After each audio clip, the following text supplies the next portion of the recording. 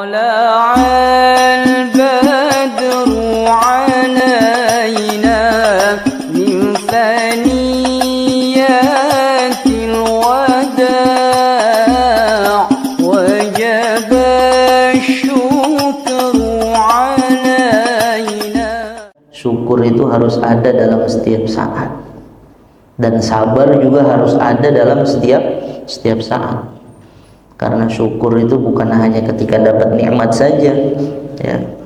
Sebenarnya dalam hidup ini di satu sisi kita nikmatnya kurang, satu sisi lagi nikmat kita yang masih ada gitu. Ada orang ngelihatnya mengucap alhamdulillah itu ya ketika ada apa Pak? Ada nikmat yang kelihatan, dapat uang segepok misalnya, alhamdulillah. Dan tiap hari itu tangannya bisa bergerak, ya, kakinya bisa melangkah, ya, mulutnya masih bisa digunakan untuk mengunyah. Di dalam mulut kita ada lisan, ada lidah. Lidahnya itu belum mati rasa, ya. Yang rasa asin masih kerasa, yang rasa pedas masih kerasa pedas, manis masih manis. Itu sebenarnya semua nikmat. Cuman kadang yang begitu itu tuh kita kurang mensyukuri. Taunya nikmat itu ya berupa duniawi saja, harta. Nah, seperti itu. Padahal dalam diri kita itu setiap hari harus ada, ya, harus ada yang kita syukuri. Bahkan wajib kita syukuri. Maka gampangnya bagaimana untuk bersedekah tubuh kita itu, ya, Nabi mencontohkan dengan melaksanakan sholat apa Pak? Duha, ya. Katanya dalam diri kita ini ada 360 sendi, ya, dan setiap sendinya itu harus disedekahkan, ya. Maka caranya bagaimana? Sholat duha, minimal sholat duha berapa rakaat Pak? 2, ya. Paling banyak 8. Paling banyak 8 boleh. Ya, paling banyak itu 12, ya. Cuman umumnya sebisa mungkin ya jangan 2 lah, tambah 4 gitu, ataupun 6, ya. Lebih dari itu bagus lagi, tinggal lihat kondisi, ya. Jangan kita bilang, Ustadz yang penting amal sedikit itu istiqomah. Saya dari dulu zaman masih bujangan sampai sekarang cucu udah 10 misalnya kan, sholat duhanya udah saya maunya istiqomah 2 rakaat. Wah, gitu. Ini istiqomah yang salah Pak, ya. Istiqomah itu bertambah gitu, ya. Bertambah. Kecuali sholat subuh tuh istiqomah 2, zuhur istiqomah berapa? 4, ya, nggak boleh tambah-tambah, ya. Kalau yang masih ada bilangan untuk bertambah itu silahkan ditambah. Nah, tapi kalau saya lagi kepepet sibuk, ya kan, saya cuma 2 rakaat, nah itu baru, ya, itu namanya istiqomah. Jadi nambah 4 ya 6 ataupun 8, nah gitu. Tinggal melihat kondisi seperti itu. Maka tubuh dalam diri kita ini Pak harus disedekahkan. Caranya dengan apa? Dengan melaksanakan daripada sholat duha. Apa yang dibaca dalam sholat duha Pak? Yang dibaca apa Pak? Wat duha sama wasyamsi. Apa semua di sini Pak? Wasyamsi wal duha apa ya? Enggak kebalik kan? Nanti kan belakangnya ha semua tuh. Syamsi wal duhaha sama wal duha, ya.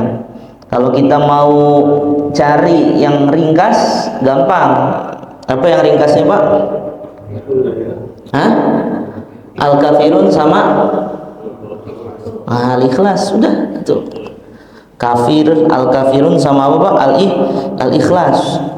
Jadi sholat sunnah apa aja, ya, rata-rata ya enggak, yang dianjurkannya itu ada surat-surat tertentu. Tapi kalau kita nggak bisa, udah al-kafirun al-ikhlas. Ini mode amannya itu Pak, ya.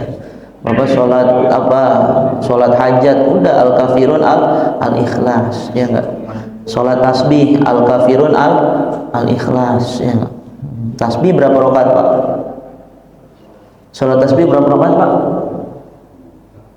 Di sini pernah sholat tasbih nggak nih? Yang berjamaah ya. Sebenarnya sholat tasbih itu ya sendiri-sendiri yang nggak afdolnya. Cuman apa namanya, untuk apa? Kan yang afdol untuk berjamaah itu ya tarawih itu ya. Memang itu masyru'iyahnya, disyariatkannya, istilahnya dianjurkannya untuk berjamaah gitu. Seperti sholat tahajud itu sendiri ya. Begitupun sholat tasbih. Cuman ada kadang kita nih kalau nggak ada suasana itu nggak jalan begitu. Nah, sholat tasbih ini ya Pak ya, itu minimal setahun sekali itu kata Nabi kan gitu ya. Kalau nggak bisa lagi, paling minimalnya lagi seumur hidup sekali itu. Jadi Bapak lihat, wah nih saya umur udah segini belum pernah sholat tasbih, sholat gitu ya. Karena minimal tuh seumur hidup sekali ya. Dan itu sangat-sangat dianjurkan oleh para alim ulama. Bagusnya sholat tasbih itu, afdolnya itu siang atau malam, Pak? Siang. Ada yang jawab malam? Ada yang pagi? Ada yang sore? Bagusnya itu sholat tasbih itu di siang hari ya. Bagusnya itu mendekati waktu zuhur. Bapak kalau kemarin hari Jumat tuh ya, Bapak datang ke masjid ya 10:30 ataupun sekarang zuhurnya jam 12 kurang 10 kalau nggak salah, 11:51 ya. Berarti sholat tasbih ya sekitar 1 jaman. Berarti Bapak datang 10:30 ya, sampai di masjid sholat tahiyatul masjid, kemudian sholat tasbih 4 rakaat. Bagaimana caranya? Ibadah-ibadah yang sunnah, sholat sunnah itu kalau dilakukan di siang hari ya, afdolnya itu 4 rakaat ya, enggak 4 rakaat sekaligus. Tapi misalnya Ustadz kepanjangan, pegel, ya udah 2 rakaat. Nanti di setiap rakaatnya itu dibaca 75 kali tasbih ya. Rakaat pertama 75, rakaat kedua 75. Kapan bacanya, Pak? Setelah takbir baca apa? Doa iftitah. Habis itu baca Al-Fatihah. Habis baca Al-Fatihah baca surat. Suratnya apa? Al-Kafirun. Gampang udah Al-Kafirun rakaat pertama ya. Selesai baca Al-Kafirun terus baca tasbih. Tasbihnya apa? Subhanallah walhamdulillah wala ilaha illallah wallahu akbar. Mau ditambahin la haula wala quwata boleh, kalau enggak sampai situ aja, subhanallah walhamdulillah wala ilaha illallah wallahu akbar. Dibaca berapa kali, Pak? 15 ya, 15 kali. Subhanallah walhamdulillah wala ilaha illallah wallahu akbar. Gimana caranya? Ya dihitung aja pakai tangan enggak Bapak? Ya enggak?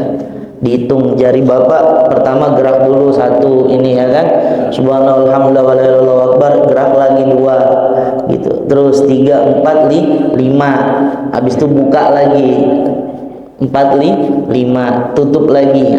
Berarti kalau Bapak mulai tutup dulu ya enggak, nanti buka, habis itu tutup ya enggak.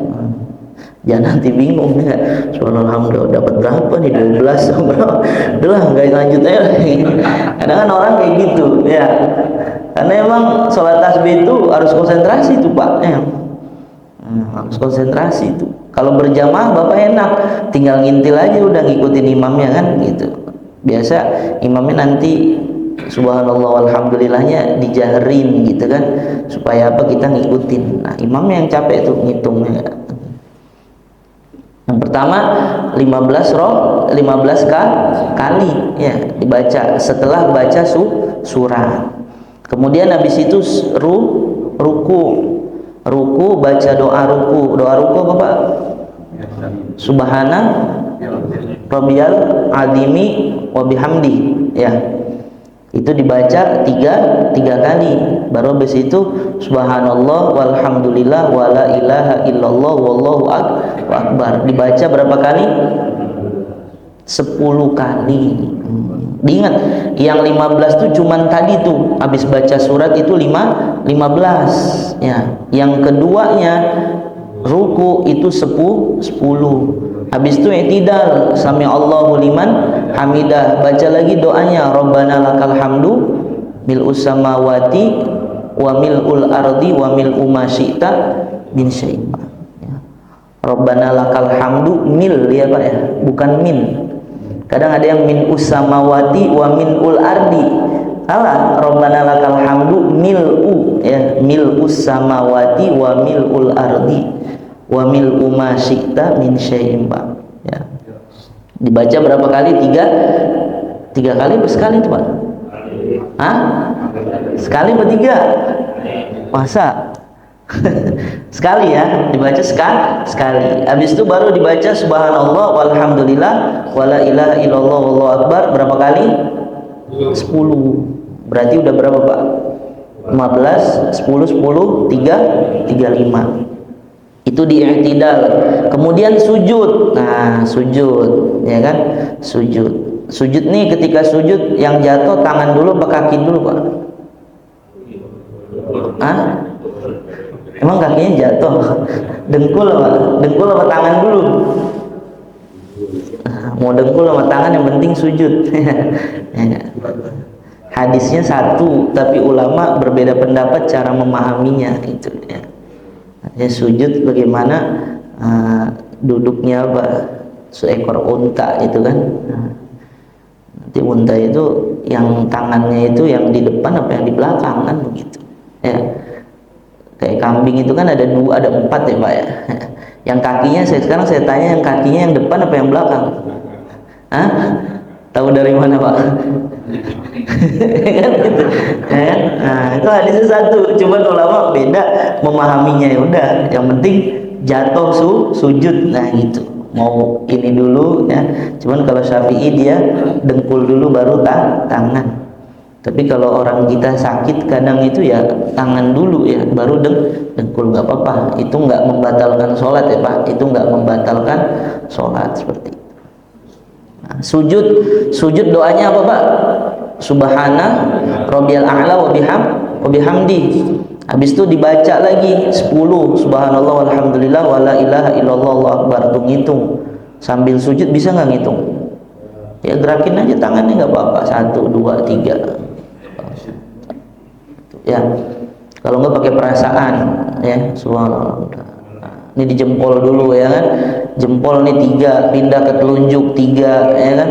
Habis itu ke jari tengah 3, habis itu jari manis 1, udah 10, baru bangun, baru duduk di antara dua sujud. Apa doanya Pak duduk di antara 2 sujud? Rabbil firli warhamni wajburni warfa'ni, terus wahdini wa'afini wa'fu anni. Sapal ya. Ini masyru'iyah ya Pak ya. Jadi doa-doa yang kita baca itu ada dalilnya dari Nabi. Kalau dalam kitab-kitab fikih itu disebutkan itu memang ada contohnya dari Nabi. Nah, seperti itu. Nah, baru habis itu kita baca lagi subhanallah walhamdulillah wala ilaha illallah Allahu akbar berapa kali Pak? 10 lagi. Nah, 10. Berarti udah berapa tuh? 30 ditambah 20 sudah 55 ya. 35 tambah 20. Baru habis itu sujud. Ya enggak? Sujud yang kedua. Baca lagi doa sujud, habis itu subhanallah walhamdulillah wala ilaha illallah wallahu akbar 10 lagi.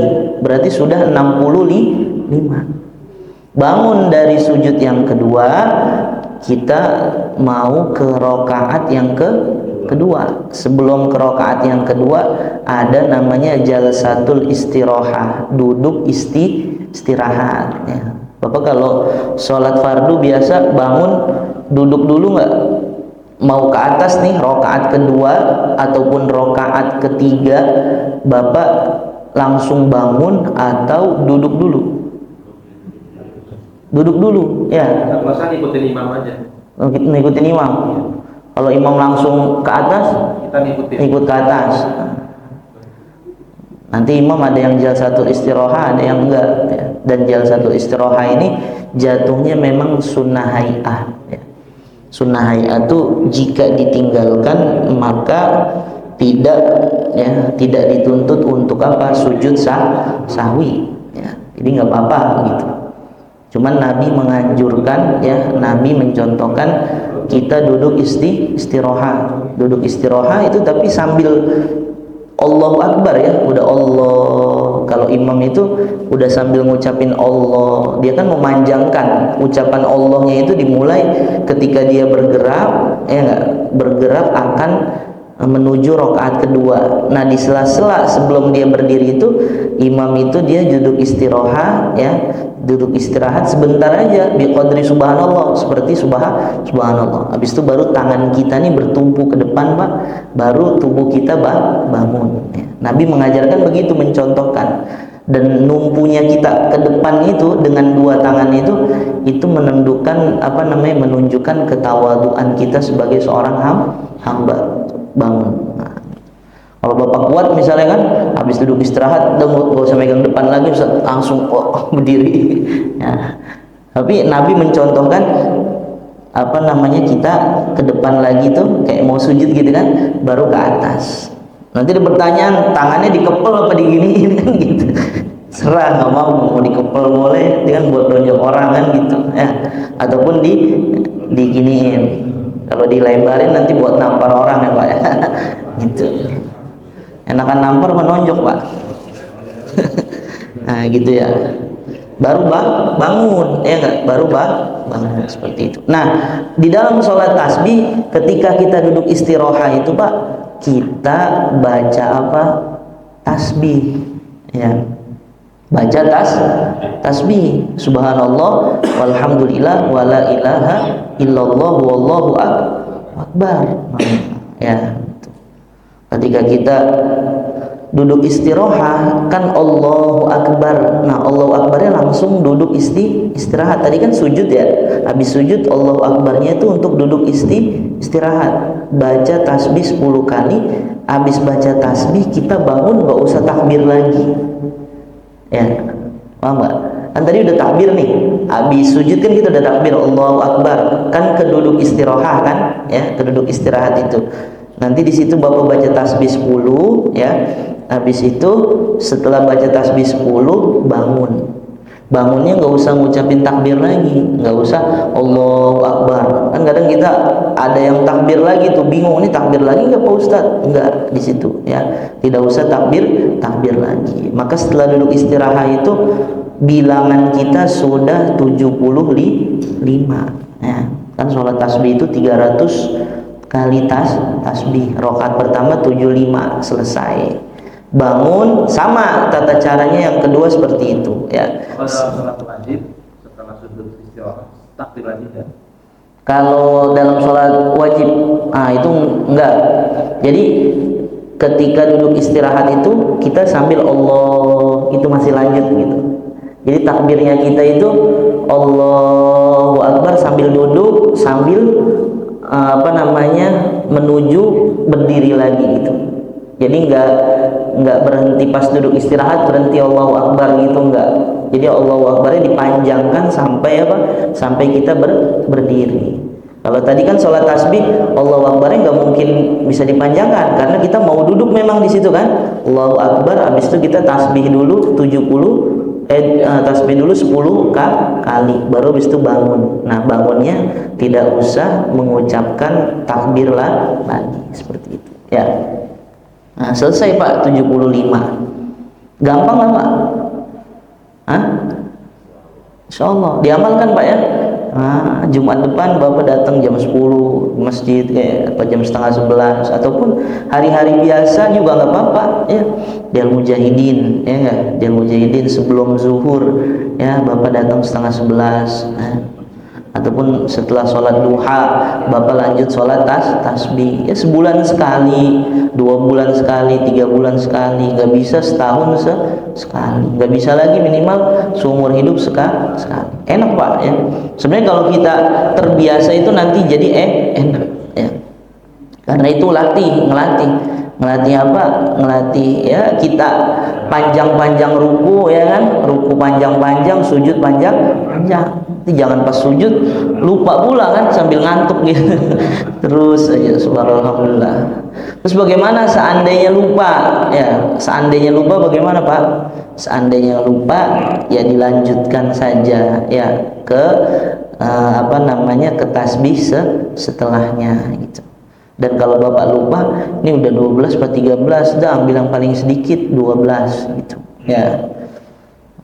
Kan begitu kalau dalam sholat ya, itu Bapak rupa rokaat 1 atau 2 diambil yang paling sedikit, 2 apa 3 diambil yang paling sedikit ya. Tapi kalau dalam muamalah hutang piutang ya, itu ambil yang paling banyak ya. Misalnya Bapak lupa nih punya utang sama dia, nih gue punya utang ceban 15.000 kan gitu, ambil yang berapa Pak? Yang ceban ya, ngambilnya yang 15.000 ya enggak. Kalau dalam muamalah begitu ya enggak, ini saya belum bayar nih, kemarin bayar baru berapa ya, 7.000 apa 8.000 udah ya kan, berarti Bapak kurangnya nih 7.000 apa 8.000, ambil yang 8.000. Beda kalau sama sholat 4 apa 3, ambil yang 3 seperti itu. Begitu Pak ya. Insya Allah mudah-mudahan Allah berikan pada kita kekuatan ya untuk bisa apa? Bisa melaksanakan sholat tasbih ya, yang belum pernah kita mulai. Insya Allah kalau kita jalankan sebulan sekali ataupun sepekan sekali itu enak ya, tubuh kita menjadi enak. Sholat duha juga harus kita jaga sebisa mungkin seperti itu ya.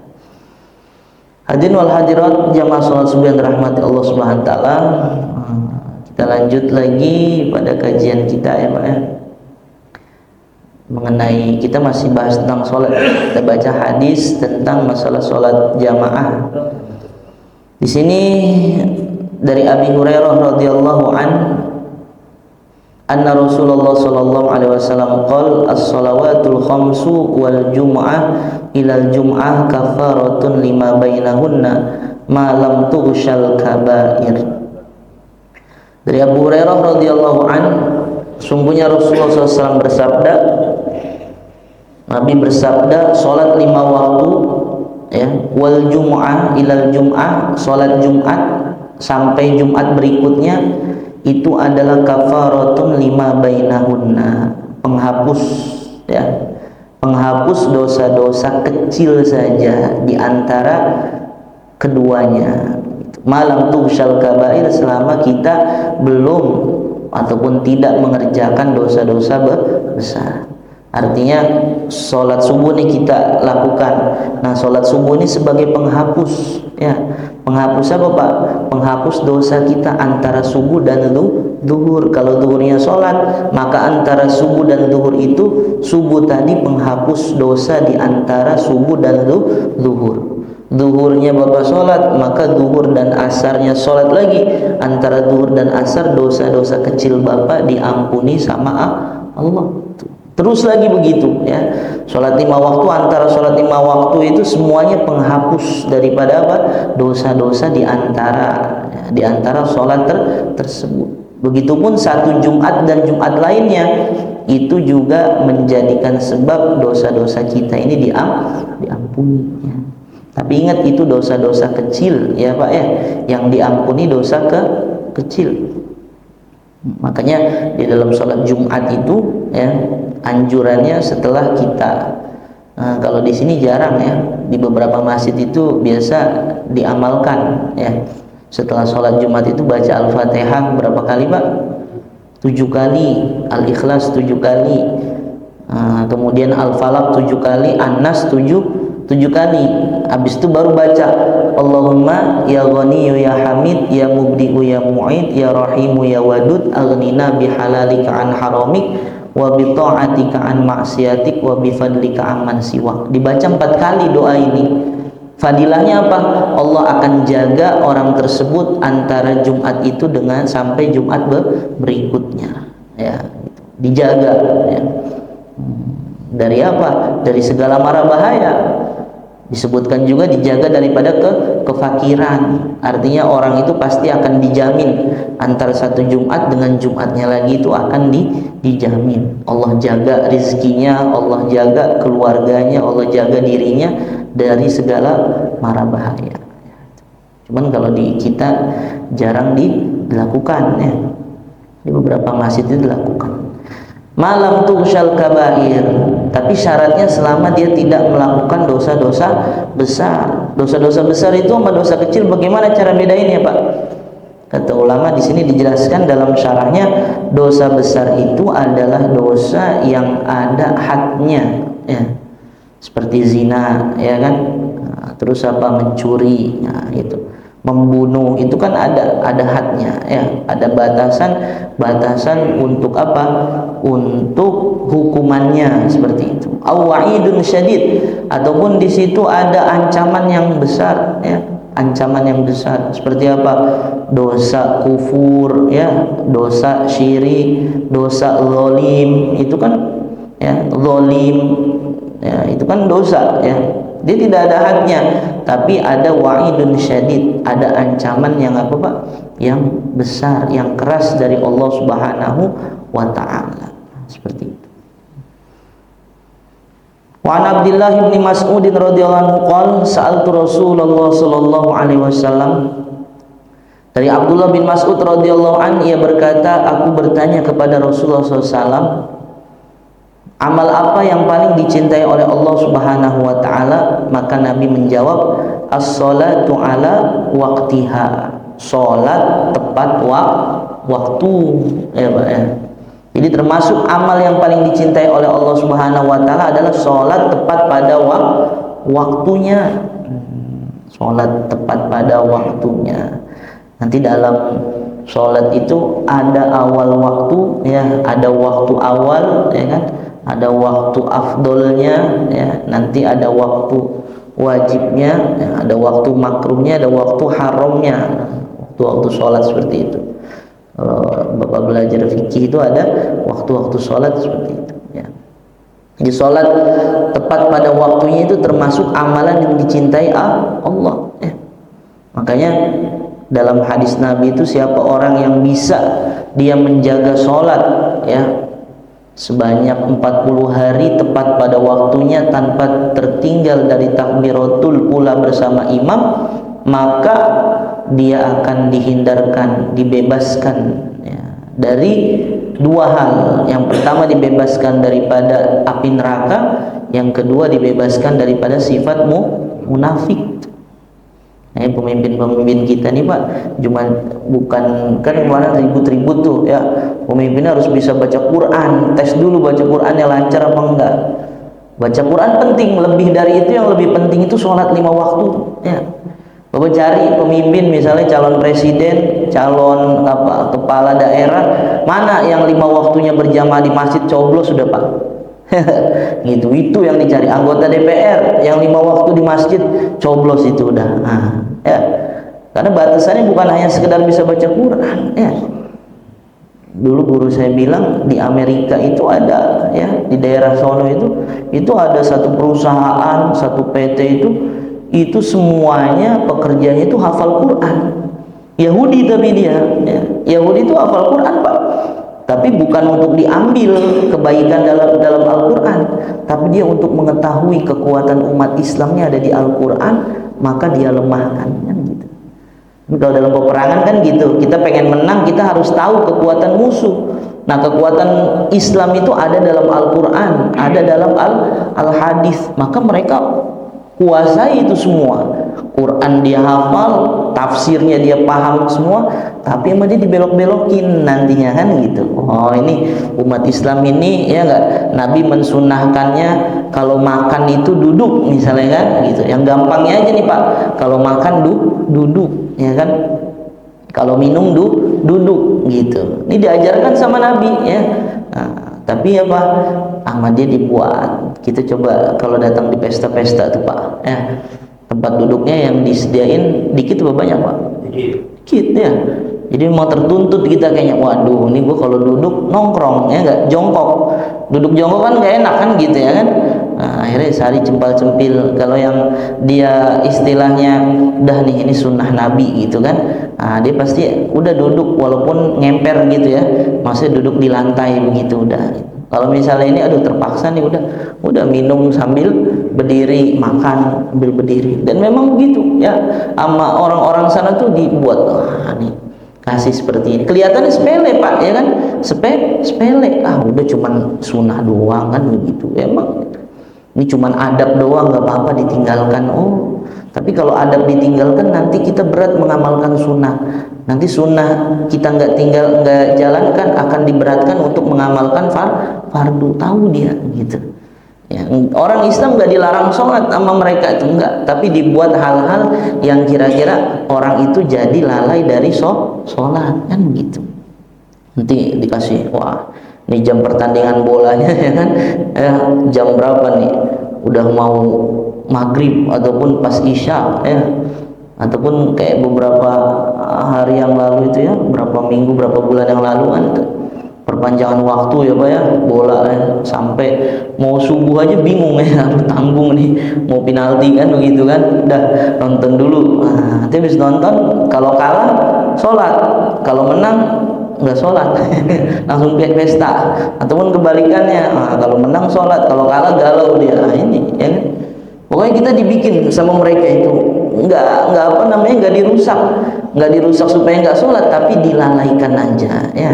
Dikasih nanti pertandingan yang penting, ataupun film-film ya, ataupun HP itu ya. Itu Bapak kalau udah depan HP nggak kerasa tuh Pak, tuh tahu udah 2 jam aja nih gua ya di Shopee bolak-balik cari mana yang mau dibeli itu, terutama ibu-ibu biasanya kan gitu ya Pak ya, belanja online itu emang enak ya nggak, di rumah. Sama belanja offline tuh kalau kita hitung-hitung sama aja waktunya habis, karena nyarinya itu lama juga nggak kerasa, udah 2 jam 3 jam aja depan HP itu. Nah itu ya Pak ya. Jadi mereka itu paham betul tentang Al-Quran dan Al-Hadis, tapi niat mereka itu untuk apa? Untuk memalingkan umat Islam dari ajarannya. Karena poinnya itu pengen menang ya, maka dia harus tahu strategi musuh ataupun kekuatan musuh. Nah, kekuatan kita ada di dalam Al-Quran. Maka kalau dalam kehidupan kita nih Pak, bermasyarakat, kalau ada orang-orang besar itu dia bisa sholat 5 waktu di masjid full, nah itu perlu diacungkan jempol. Contoh betul itu, panutan. Kenapa? Karena ada orang yang lebih besar dari dia, derajatnya lebih tinggi dari dia ya. Bahkan makhluk tersebut adalah maksum, enggak berdosa, tapi mencontohkan kepada kita sholat 5 waktu secara berjamaah. Siapa Pak? Nabi Muhammad sallallahu alaihi wasallam. Karena ada sebagian orang suka gitu Pak, itu kiai itu aja sholatnya di rumah Pak Ustadz katanya. Itu bunyai itu aja nggak pakai jilbab kan kayak gitu kan. Nah, itu bukan patokan ya Pak ya. Amal manusia itu nggak bisa menjadi landasan hukum, nggak bisa gitu. Mau istrinya kiai ini, mau istrinya ustadz ini aja nggak berjilbab, udah dia yang tahu ilmu aja nggak berjilbab ustadz, katakan kita gitu. Apalagi saya orang awam katanya, jangan, nggak bisa dijadikan sebagai patokan hukum ya. Kalau bapak ya nggak sholat berjamaah atas dasar ketidaktahuan ya kan gitu, sama orang yang nggak berjamaah atas dasar pengetahuan, dia memiliki ilmu tapi nggak berjamaah, yang satu dia memang tidak berjamaah tapi karena ketidaktahuannya, maka nanti di hadapan Allah ini berbeda ya. Orang yang punya ilmu itu lebih lagi nanti siksanya yang akan diberikan oleh Allah Subhanahu wa Ta'ala ya kan gitu. Walaupun memang ya Pak ya sering kami sampaikan berjamaah itu hukumnya adalah sunnah muakkadah, tapi sebisa mungkin kita jaga ya, kita jaga karena di balik sholat berjamaah itu disitulah ada namanya kekuatan Islam ya, kekuatan Islam. Kayak dari sering sampaikan sama ulama tuh, kalau kita subuhnya sama seperti Jumatan Pak, oh orang di luar Islam nggak bakal berani ngotak-ngatik Islam tuh ya. Kenapa? Karena dia satu semua ya enggak? Satu hati. Sekarang kan Islam ini apa? Terpecah belah ya. Yang NU aja pokoknya, gue mah Kiai NU yang gue dengerin, Muhammadiyah aja begitu kan. Nanti yang ini aja, yang ini udah, sehingga nggak ada kesatuan. Dan mereka semua mengklaim saya yang paling benar. Nah ini repot, repot. Nah, yang benar itu Al-Quran dan As-Sunnah, dah itu, ya nggak? Nah, maka poinnya itu. Nah, seperti itu. Kemudian qultu suma'ai, ya. Kemudian Abdullah bin Mas'ud ini bertanya lagi kepada Nabi, wahai Nabi, setelah sholat tepat pada waktunya itu apa lagi? Qala birrul walidain, berbakti kepada kedua orang tua. Setelah sholat berbakti kepada kedua orang tua, itu termasuk amal yang paling dicintai oleh Allah. Dan setiap kita Pak ya pastinya memiliki orang tua ya. Namun tidak setiap orang itu memiliki anak ya. Ya, kita buka-bukaan aja. Memang seperti itu. Kan sudah pernah kami sampaikan ayatnya itu ya. Nah, ada orang yang diberikan anak laki-laki semua, ada yang perempuan semua, ada yang diberikan anak laki punya anak perempuan juga, dan ada lagi yang akimah ya, yang memang tidak Allah berikan keturunan. Dah gitu. Itu kita harus tahu poinnya, sehingga apapun yang ada dalam diri kita saat ini dah itu udah apa namanya ketentuan dari Allah, sehingga manusia tidak mengeluh ya. Nah ada orang yang pengen, ya Allah ini keluar merojol laki lagi ya, kapan punya anak ceweknya kan gitu.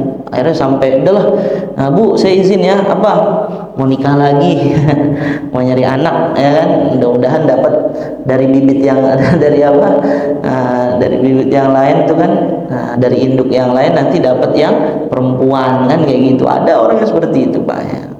Kita harus tahu Bosnia gratis.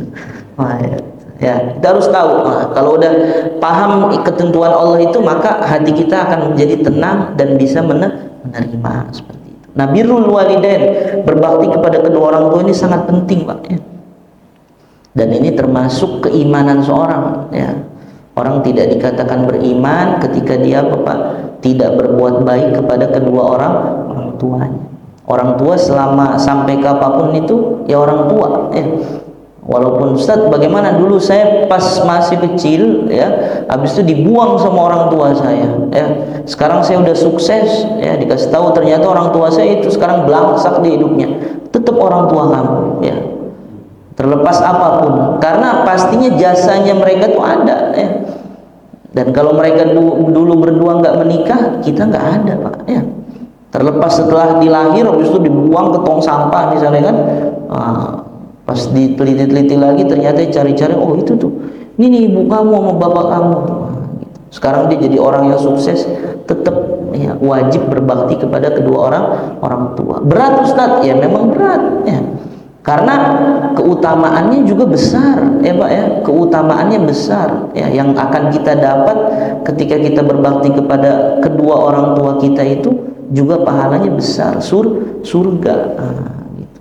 Makanya Masya Allah, nggak ada namanya mantan orang tua itu, nggak ada Pak ya. Jadi kita harus apapun keadaan dia, bahkan sampai mereka kafir aja kan, wasohibuhuma fid dunya ma'rufa gitu. Dalam Al-Quran dia misalnya kafir ya, kemudian dia mengajak kamu untuk melakukan perbuatan syirik yang menyekutukan Allah, jangan taat. Fala tuti'huma, jangan mentaati mereka berdua. Tapi Allah berpesan wasahibuhuma fid dunya ma'rufa ya. Tapi apa? Pergaulilah mereka dengan apa? Dengan baik. Uangnya tetap dikasih ya enggak? Keperluannya tetap dipenuhi, tetap senyum di depan dia, ya kan gitu. Tapi satu poin aja, kalau diajak untuk keluar dari Islam nggak mau, udah. Sisanya yang lain kita tetap wajib untuk memenuhi kebutuhan mereka. Terlebih lagi bapak-bapak ini, kita laki-laki semua di sini Pak ya, ada ibu-ibu ya kan. Nah, kalau laki-laki itu poinnya itu masya Allah ya, jangan sampai kita ini jadi laki-laki apa? Laki-laki takut istri itu istilahnya Pak. Apa? Jangan sampai takut. Kadang ada, mohon maaf ya, ada pasangan itu ya yang suka ini, udah Pak biarin aja sih, jangan kamu terus, kan si ibu itu anaknya banyak, masa kita lagi nah, kan kadang kayak gitu ya Pak. Ada nggak begitu Pak? Nah, kadang dari keluarga kita, misalnya kita berlima bersaudara ya kan, tapi si ibu tuh kalau ngadu masalah ke bapak terus katanya gitu kan, padahal tuh ada tuh abangnya bapak, kakaknya bapak itu lebih kaya dari kita, lebih mampu, rumahnya lebih deket, ya enggak? Tapi ngadunya ke kita terus. Ya, ketimbang obat apa? Kalau obat darah tinggi itu amlodipin ya, amlodipin habis aja ngadunya sama bapak kan gitu katanya. Amoksilinnya habis sama bapak. Ya. Obat encoknya habis ngadunya sama bapak, itu yang sebelah. Kenapa nggak pernah diaduin? Kan ada yang begitu tuh Pak. Maka kita jangan terdengar nih, jangan terhasut sama omongan pasangan kita kan gitu. Kasih tahu Bu gini ya, ini justru ini kita nih dapat apa ya, ini keutamaan kita nih, berarti Allah sayang sama kita, ibu kita sayang sama kita gitu ya. Kadang gitu kan Pak ya, perjalanan di keluarga itu seperti itu ya. Maka jadi istri kita jangan jadi istri yang menggembosi suami untuk apa? Untuk kurang ya memperhatikan daripada orang tuanya. Padahal justru dengan dia banyak memberi kepada kedua orang tuanya Pak, maka di situ akan ada balasan yang sangat besar ya. Mungkin sekarang belum kelihatan, tapi nantinya itu akan terlihat ya, seperti itu. Begitupun kita nih bapak-bapak yang jadi suami ya, ada istri kita masih punya orang tua, maka kita jangan jangan menghalangi dia Pak ya, untuk berbakti kepada orang tuanya. Walaupun hak kita mungkin sedikit diambil ya, gara-gara dia ngurusin orang tuanya, hak kita ada yang terbengkalai. Tapi kalau kita coba ikhlaskan, kasihan ya, mungkin tidak ada yang ngurusin lagi. Kan kadang repot dalam keadaan di masyarakat itu terjadinya seperti itu ya. Ada orang tua masih ada nih, justru anak laki-lakinya malah cuek ya enggak. Orang tua udah sepuh ya, anak laki-lakinya cuek ya. Sedangkan yang bisa ngurusin hanya anak perempuan. Anak perempuan ini kan namanya orang sudah qabil tuh, itu udah milik suaminya full ya, 100% kan gitu. Dia mau ngurusin ibunya harus izin itu Pak sama suaminya. Suaminya nggak ngizinin, nggak usah ya. Lalu dalam satu riwayat disebutkan itu ada orang itu ada seorang suami, dia keluar dari rumah ya untuk bekerja, dia pesan sama istrinya, "Oh istriku, selama saya pergi kamu jangan turun dari lantai atas ke bawah. Ini tinggal satu rumah. Di bawahnya itu ada orang tuanya. Ada bapak atau ibunya, saya lupa riwayatnya itu ya. Nah, pesan suaminya, jangan kamu turun.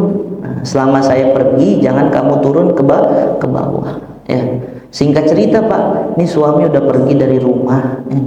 Di bawah itu bapaknya sakit ya, bapaknya sakit. Dia ingat omongan suami, nggak boleh turun, udah diem aja di atas Pak ya. Istri yang taat kan begitu tuh, jangan nih suami gue suami apaan sih katanya ya, gue mau ngurusin ibu bapak gue, nggak boleh, itu suami nggak beres itu kan. Kan ada yang kadang gitu kalau sekarang. Tapi ini wanita soleha Pak, istri soleh, dia diem di atas, keadaan di bawah itu gaduh gitu kan. Singkat cerita sampai mati itu bapaknya itu meninggal. Bapaknya meninggal sampai dikuburin, suaminya belum datang itu Pak ya. Zaman dulu nggak ada HP kali kan. Kalau kita ada HP langsung di WA itu ya, langsung balik, mau dari Kalimantan dari mana ya. Kalau ada penerbangan satu kali masih kekejar ya. Kecuali dari Papua baru agak repot kan begitu. Akhirnya Pak sampai dikuburkan. Setelah dikuburkan, nggak selesai baru suaminya ini datang. Dan dilihat istrinya itu nggak turun sama sekali. Nah, itu terjadi kalau tidak salah riwayat itu masih di zaman Nabi itu. Akhirnya diadukanlah hal ini kepada siapa? Kepada Rasulullah. Maka Rasulullah menjawab apa Pak? Dengan sebab taatnya seorang anak tadi itu, seorang istri tadi yang dia nggak turun, bapaknya sakit sampai meninggal, sampai dikebumikan itu, dengan sebab taatnya dia kepada suaminya, Allah Subhanahu wa taala ampuni daripada dosa-dosa orang tuanya. Sampai seperti itu. Saking taatnya apa seorang istri itu kepada suaminya. Maka istri itu kemana-mana harus izin sama suami, ya. Misalnya izinnya udah dirapel, sekali izin buat setahun gitu. Kita yang suami harus kasih tahu nih, boleh ibu bawa motor, cuman nggak boleh lewat sini gitu kan. Kalau misalnya masih di Mall Kelapa Gading aman, ya nggak. Tahu-tahu Bu lagi di mana? Lagi di Cibubur lagi di Cibubur ya gitu kan. Wah, ini repot ya, kalau udah lewat. Kita harus kasih batasan nih suami nih. Kamu kalau masih daerah sini masih oke, izinnya sekali nggak apa-apa gitu kan. Tapi kalau udah lewat sampai ke daerah sono harus izin lagi gitu. Nah, itu penting ya Pak ya. Nah, itu. Birrul walidain ini penting. Baik laki maupun perempuan itu wajib untuk berbakti kepada kedua orang tuanya. Cuman kalau perempuan itu ya itu harus izin kepada siapa Pak? Kepada suaminya. Nah, yang laki-laki kadang yang nggak perlu izin, malah justru dia ya membiarkan gitu orang tuanya. Kan kejadian seperti itu banyak. Nah, maka kita dalam berkeluarga ini bermusyawarah, siapa yang bisa untuk apa? Untuk menjaga ibu kita ini siapa, yang lainnya tinggal membantu dalam masalah dananya Pak. Yang waktunya siapa, yang tenaganya siapa, yang waktu dan tenaganya dipakai, ya, yang nggak dipakai waktu dan tenaganya kasih biayanya. Ini kadang ada yang udah dia waktunya habis, tenaganya habis, duitnya juga habis tuh, ya kan? Dan nanti suaminya tinggal ngegerutu aja tuh. Gitu. Ini kewajiban bukan kewajiban kamu, nih kewajiban kakak-kakak kamu itu. Ya. Ngapain dia? Akhirnya kasihan orang tua kan, kasihan seperti itu. Ya. Dan kadang Pak ya, kadang juga kita sebagai orang tua nih, nanti misalnya kita punya anak berapa orang gitu, itu kadang kita baru sadar tuh. Baru sadar apa? Anak yang kadang kurang kita banggakan, kok nyatanya nanti ya di waktu-waktu kita sepuh apa itu ternyata mereka itu Masya Allah yang banyak membantu kita. Kadang kita suka cerita sama orang, wah di mana nih si A katanya, yang pertama oh di sono kuliah di Amrik gitu kan, yang satu di mana, oh di sono di Aus ya kan, yang satu di mana lagi di Jerman, mana lagi di Afrika gitu. Terus yang kelima di mana katanya gitu kan. Wah yang kelima dia aduh kayaknya nggak bisa lewat Indonesia katanya, di UI aja nggak tembus-tembus, terus di mana sekarang? Di sini di Bung Karno misalnya kan gitu tuh. Kan ada kadang omongan kita gitu tuh. Nah, tapi nanti dengan berjalannya waktu yang 4 itu Pak sibuk betul ya. Yang satu wah jadi bisnis ini pemborong apa semua nih ya kan, semuanya yang ini. Nanti sisa yang kelima nih, yang kelima nih kerjanya cuma di mana, misalnya cuma di sono lah gitu kan, bisa pulang balik. Tapi nanti berjalannya waktu ternyata yang kelima ini Pak justru dia yang banyak waktunya untuk kita gitu. Padahal ketika kita dulu ketemu orang yang kita banggakan tuh yang 4 ya kan. Nanti ketika ditelepon, nah ini Bapak begini-gini, oh iya Pak maaf nih saya mau ketemu klien begini-gini ya kan. Akhirnya nggak bisa dia, yang kedua nggak bisa, justru yang kelima ini Bapak mau kontrol bisa anter nggak? Oh siap Pak. Gitu langsung. Itulah keadaan tuh ya. Jadi Allah itu memberikan hikmah di balik apa keadaan kita semua. Maka jangan sampai kita ini terlalu berpilih kasih kepada putra putri kita. Karena justru yang dulu dia itu sering kita pandang sebelah mata, di saat-saat kita ini sepuh ya, itu justru yang banyak membantu kita. Kemudian yang terakhir di sini, kemudian setelah berbakti kepada kedua orang tua itu apalagi amalan yang paling dicintai oleh Allah? maka dia mengatakan al jihadu fi sabilillah, jihad di jalan Allah, ya, berjuang di jalan Allah. Ini termasuk amalan yang dicintai oleh Allah, ya. Maka kita semua, ya, khususnya umat Islam ini harus ada apa Pak? Dalam diri kita ini harus ada jiwa sebagai pejuang, ya, memperjuangkan agama Allah. Dan berjuang itu nggak mesti bawa apa senjata, enggak, ya. Bapak berjuang saling mengingatkan sesama muslim, ya, saling mengingatkan di antara keluarga, di antara anak-anak kita, saling mengajak mereka untuk sholat. Nah, itu sudah termasuk daripada jihad, itu termasuk daripada perjuangan. Ini kalau bapak-bapak di sini, ya, misalnya bawa anaknya yang udah umur 10 tahun ke masjid, rame nih mujahidin nih, ya nggak? Ustaz, anak saya udah gede semua, masa saya jewer bawa ke masjid? Ya udah, yang dijewer cucunya aja Pak, bawa cucunya ke masjid, ya. Yang udah umur 7 tahun itu dibawa nggak apa-apa, ya kan? Dibawa ke masjid. Insya Allah ini akan apa? Membuat suasana. Artinya apa? Nah, regenerasi kita itu sudah terlihat. Nah, seperti itu sangat penting. Nah, sekarang banyak masjid-masjid, musola-musola itu isinya ya sepuh-sepuh aja kan begitu. Pemuda-pemudanya lagi sibuk. Ya. Karena mungkin justru gitu ya Pak, ya. Karena kita dulu udahlah kerja aja, kerja, nanti udah pensiun baru aktif di masjid gitu kan. Padahal justru kalau dia lagi kerja itu aktif di masjid itu, masya Allah, kemanfaatannya lebih besar. Duh, sekarang mau Pak Ustadz, saya udah nggak bisa ini, nggak bisa itu. Kenapa? Udah pensiun katanya gitu. Gaji paling sebulan segini kan gitu. Wah, coba dulu lagi pas masih ada jabatannya kan gitu, dia aktif di masjid, masya Allah, lebih banyak lagi bisa memberikan kontribusi ke masjid. Mananya apa Pak? Tidak ada kata terlambat untuk beramal, dan juga kita jangan menunda-nunda kebaikan. Seperti itu. Cukup Pak, ya? Ada yang ingin ditanyakan mungkin? Ustaz, mau tanya, kalau sholat tahajud itu kalau nggak bisa menjelang 23 di bawah jam 12 itu kira-kira bagaimana Pak Ustaz? Sholat tahajud ya? Iya. Nah, jadi sholat tahajud itu Pak, ulama mengatakan sholat tahajud itu mulainya yang penting sudah lewat daripada isya, dan syaratnya harus sudah tidur, ya. Sholat syaratnya harus sudah tidur. Sudah tidur maksudnya tidur beneran atau gimana? Ya, tidur beneran. Misalnya Bapak cuma ngeleyep sebentar gitu kan, dan rebahan, habis itu bangun, itu udah bisa tahajud. Tapi kalau udah lewat isya Bapak melek terus matanya nggak tidur bergadang, itu nggak ada tahajud, ya gitu. Sholat lain nggak apa-apa, ya kan gitu. Itu syaratnya sholat tahajud itu seperti itu. Dan waktunya itu setelah isya, setelah istirahat itu sudah boleh, ya. Kan yang sepertiga akhir itu adalah afdoliyahnya, yang paling utama. Karena memang ada hadis Allah itu turun, ya, di sepertiga malam terakhir itu Allah tuh turun ke dunia ini, ya.